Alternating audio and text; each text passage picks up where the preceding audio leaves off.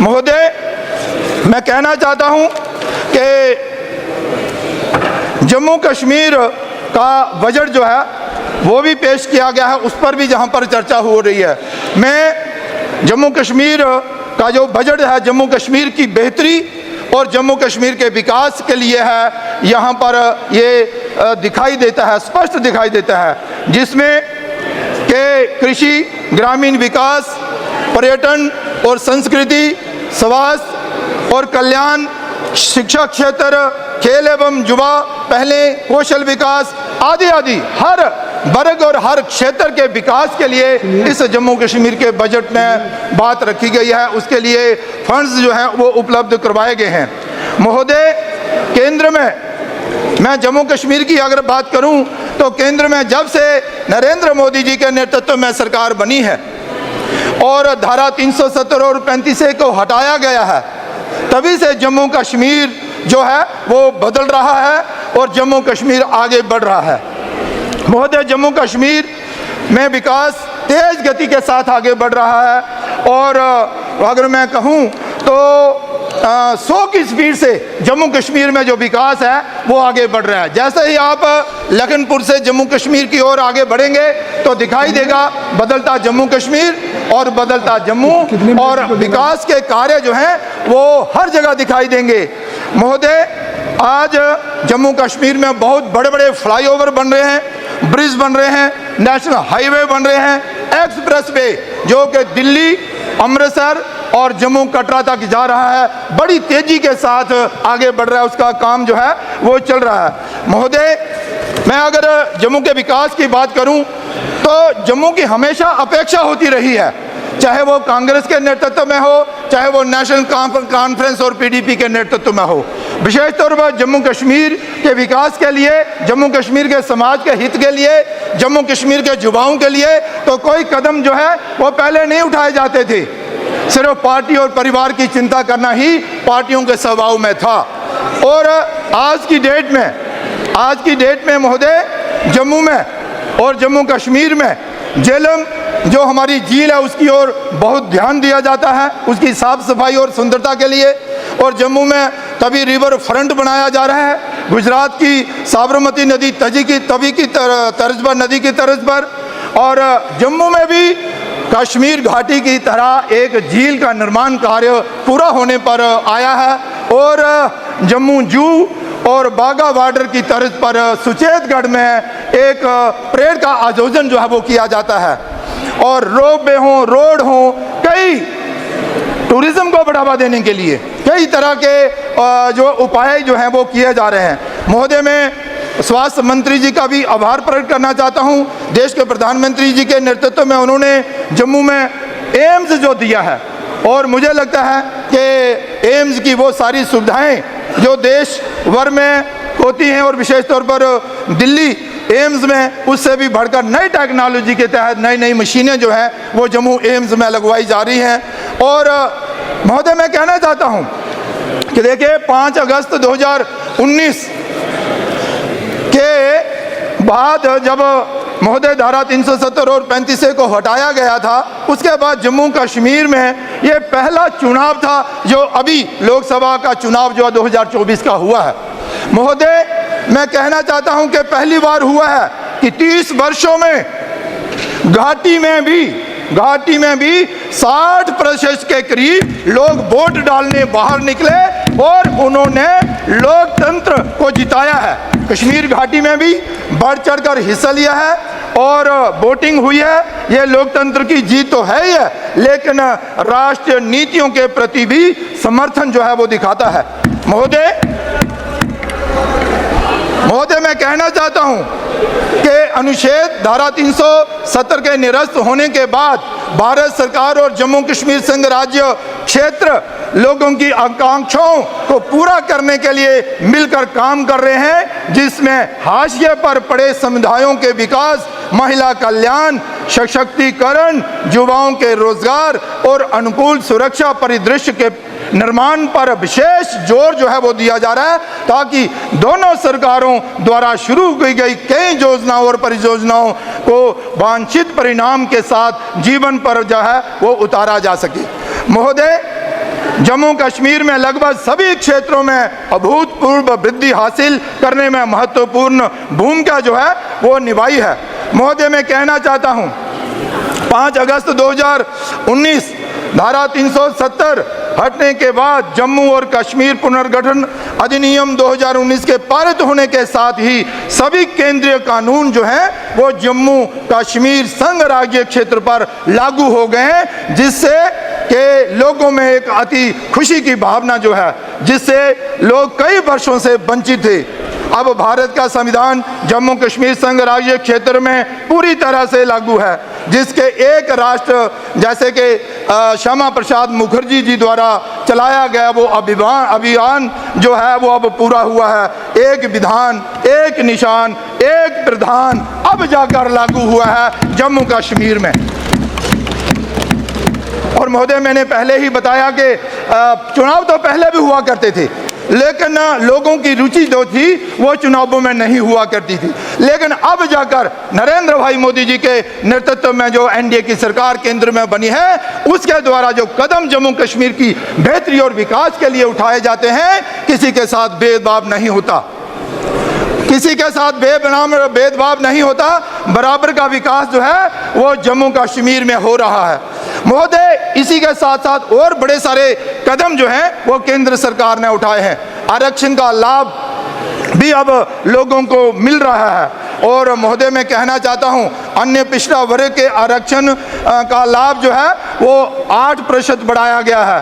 अंतर्राष्ट्रीय सीमा पर एलओसी के निवासियों को पहले की 3% आरक्षण को अब 4% आरक्षण कर दिया गया है। पिछड़े वर्गों के आरक्षण का लाभ आय सीमा को 4.5 लाख से बढ़ाकर 8 लाख तक कर दिया गया है। अब पहाड़ियों को भी आरक्षण जो है वह मिल रहा है, जिसकी वो कई वर्षों से जो है वो मांग जो कर रहे थे।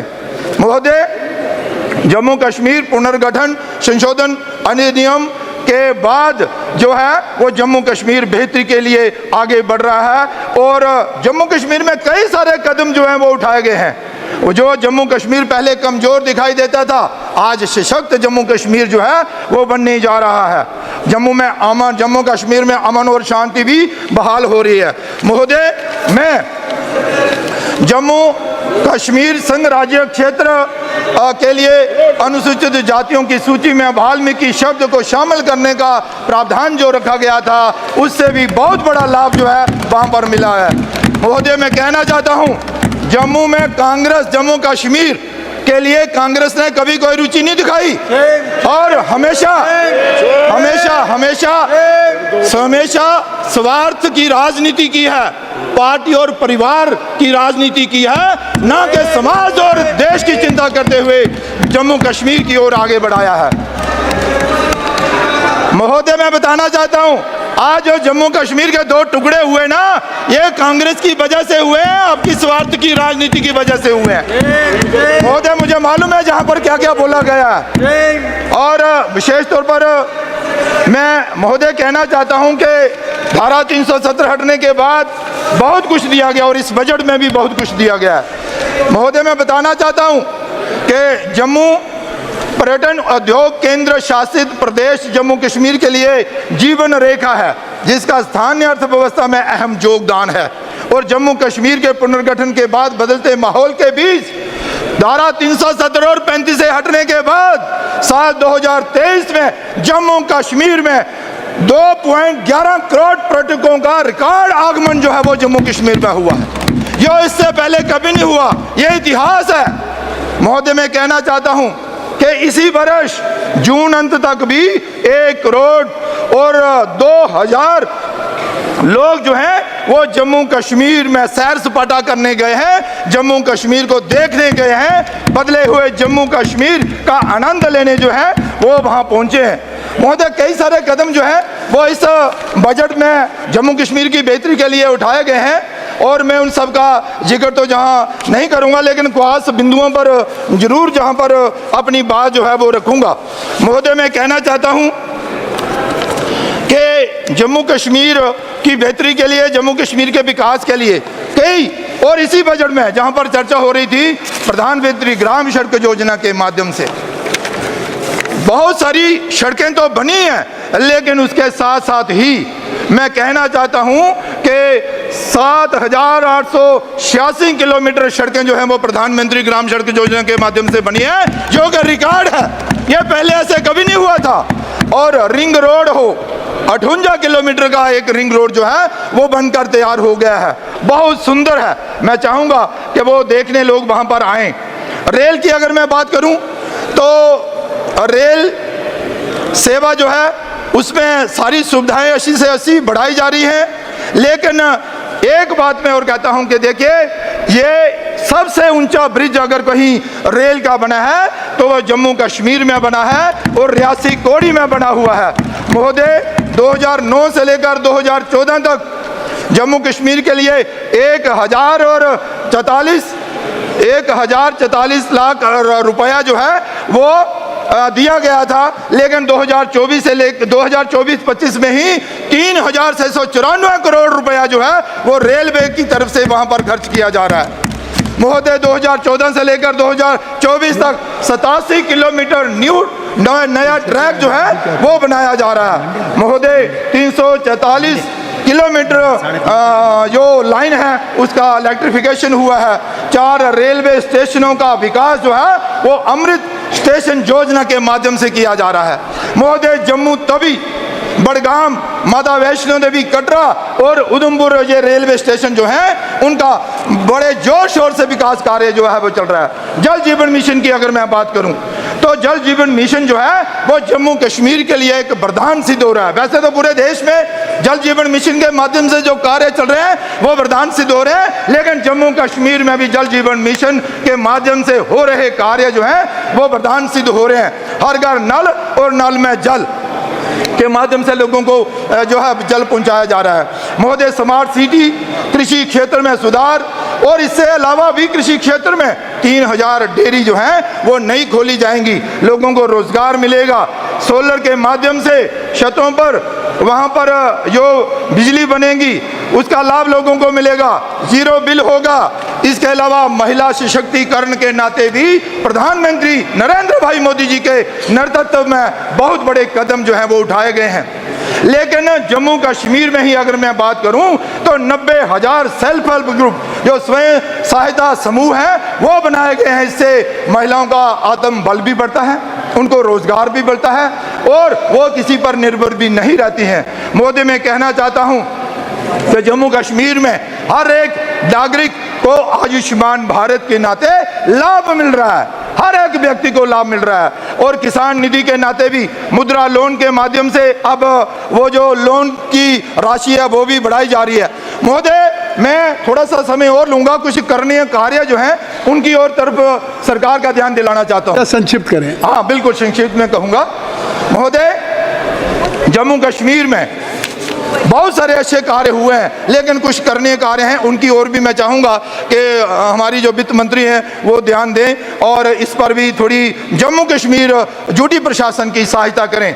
जैसे कि वहाँ पर हमारे डेली वेजर हैं, कैजुअल लेबर हैं, नीड बेसिस लोग हैं, PHE, PDD, PWD आदि में काफ़ी लोग हैं जो काम कर रहे हैं। उनको नियमित करने की ज़रूरत है क्योंकि उनकी तनख्वाह बहुत कम है और जम्मू कश्मीर को केंद्र की सहायता चाहिए। इनको परमानेंट करने के लिए मैं चाहूँगा कि वित्त मंत्री कोई ऐसी योजना बनाएं जिससे कि भाई जम्मू कश्मीर सरकार को सहायता मिले और ये जो PHE, PDD, PWD जितने भी हमारे कैजुअल लेबर नीड बेसिस लोग हैं उनको नियमित जो है वो किया जाए। धन्यवाद। महोदय, मैं कहना चाहता हूँ अंत में कि देखिए, ये प्रधानमंत्री नरेंद्र भाई मोदी जी की दूरदृष्टि सोच केंद्र सरकार की के POJK के रिफ्यूजी हों चाहे वेस्ट पाकिस्तान के रिफ्यूजी, कांग्रेस सरकार ने कभी भी उनको और ध्यान नहीं दिया, लेकिन उनको सारे अधिकार देते हुए उनका पुनर्वास जो है वो किया है। लेकिन मैं कहना चाहता हूं महोदय, POJK के